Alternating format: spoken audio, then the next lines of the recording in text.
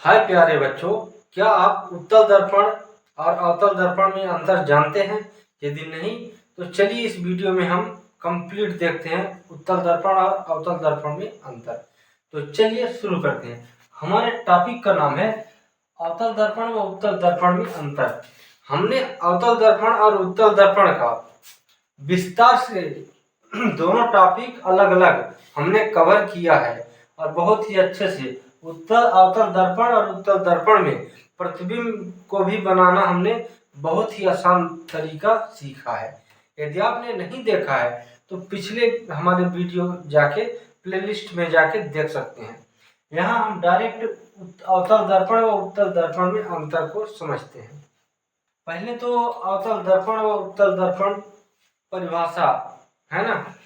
तो अवतल दर्पण, पहले हम इधर के अवतल दर्पण लिखेंगे है ना, वहां पर इस साइड उत्तल दर्पण लिखेंगे। ठीक, तो पहला हमारा हो जाएगा कि अवतल दर्पण किसी खोखले कांच की ऐसी भाग होती है जिसके जिसके बाहरी परत क्या होती है, रजतित, और आंतरिक भाग क्या होता है, परावर्तक सतह होता है। ठीक है ना। तो यहां पर लिख लेते हैं इसके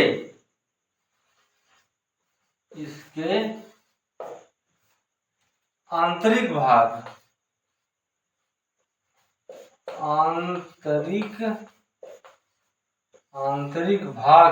क्या होता है,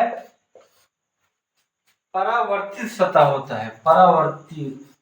परावर्तक सतह होता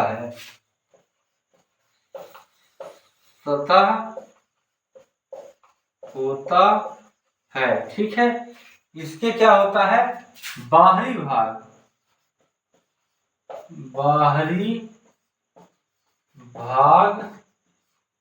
परावर्तित होता है, परावर्तक सतह होता है।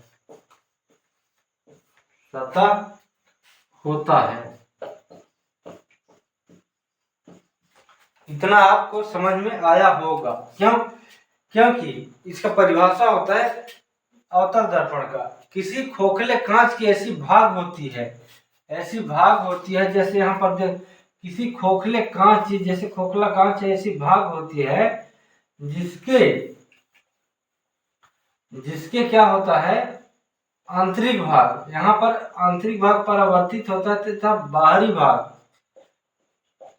पॉलिश होता है, ऐसे। ठीक, ये क्या होता है आपका अवतल दर्पण। ठीक, अब यहाँ पर उत्तल दर्पण जो होता है, इसका परिभाषा होता है किसी खोखले कांच की ऐसी भाग होती है जिसके आंतरिक भाग पॉलिश होता है तथा बाहरी भाग परावर्तक सतह होता है। ठीक, जैसे ये है ना, यहाँ पर आंतरिक भाग क्या होता है, पॉलिश, और बाहरी भाग क्या होता है, परावर्तित सतह, इसके आंतरिक भाग। ठीक, इतना आप नोट डाउन करिए। ठीक, आगे हम दूसरा पॉइंट समझते हैं, अंतर, दूसरा सबसे बड़ा अंतर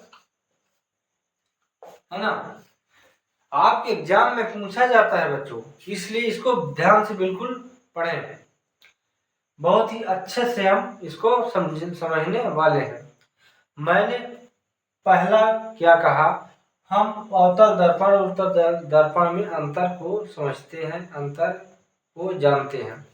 पहला हमारा अंतर है, इसके अवतल दर्पण के आंतरिक भाग क्या होता है, परावर्तक होता है तथा बाहरी भाग क्या होता है, पॉलिश होता है। उत्तल दर्पण में बाहरी भाग परावर्तक सतह होता है तथा आंतरिक भाग पॉलिश होता है। यहाँ पर लिख लीजिए चाहे तो, तथा आंतरिक भाग तथा अंदर पॉलिश होता है, पॉलिश होता है। इसके क्या होता है, आंतरिक भाग परावर्तक होता है तथा बाहरी भाग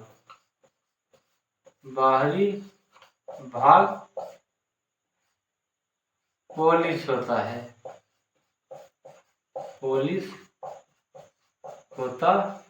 है, ठीक। इतना आप नोट डाउन करिए। नेक्स्ट हमारा जो पॉइंट यहाँ पर बनता है, नेक्स्ट अंतर बनता है वो है कि उत्तल दर्पण में इसमें प्रतिबिंब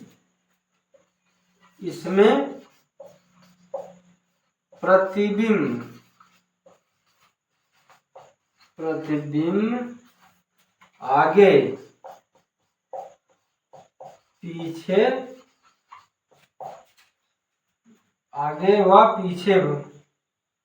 व पीछे बनते हैं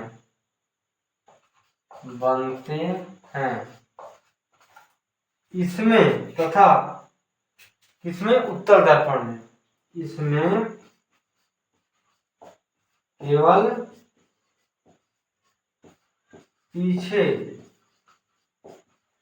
पीछे प्रतिबिंब बनता है,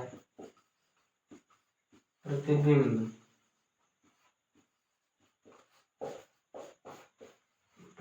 बनता है, ठीक। इतना आप नोट डाउन करिए मेरे प्यारे बच्चों। आगे की हम देखेंगे अवतल में तीसरा नंबर हम देखते हैं। इसमें जो प्रतिबिंब होता है, इसमें प्रतिबिंब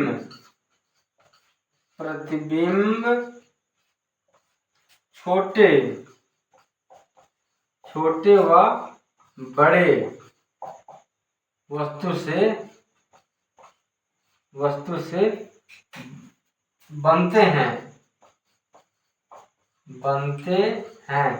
और इसमें अब क्या है कि इसमें प्रतिबिंब छोटे व बड़े भी बनते हैं।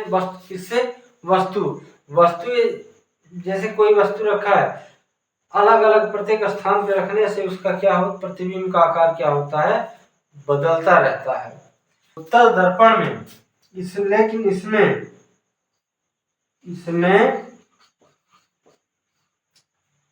वस्तु से प्रतिबिंब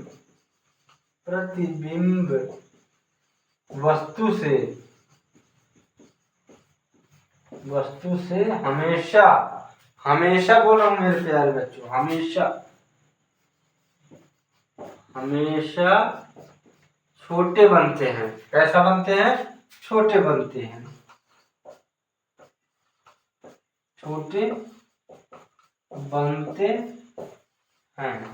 ठीक। इसमें प्रतिबिंब वस्तु से हमेशा छोटे बनते हैं, ठीक।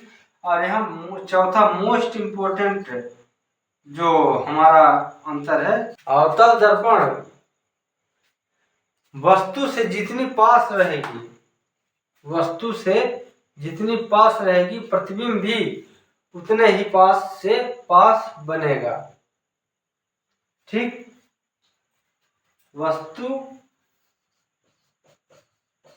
जितनी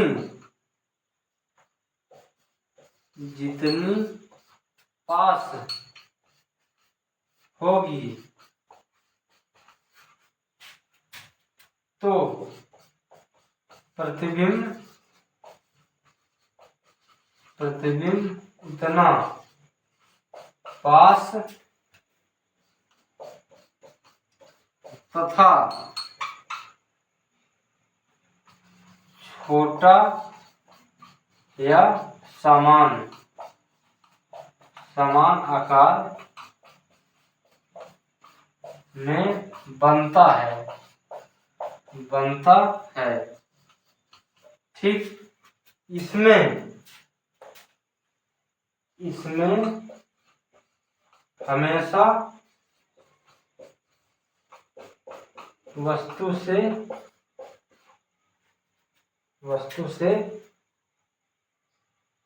छोटा बनता है, वस्तु से छोटा,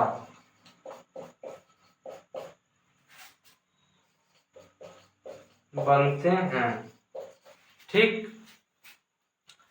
ये आप बहुत ही इम्पोर्टेंट यहाँ पर बनता है, आप इसे नोट करिएगा, अपने नोटबुक में जरूर नोट करिए।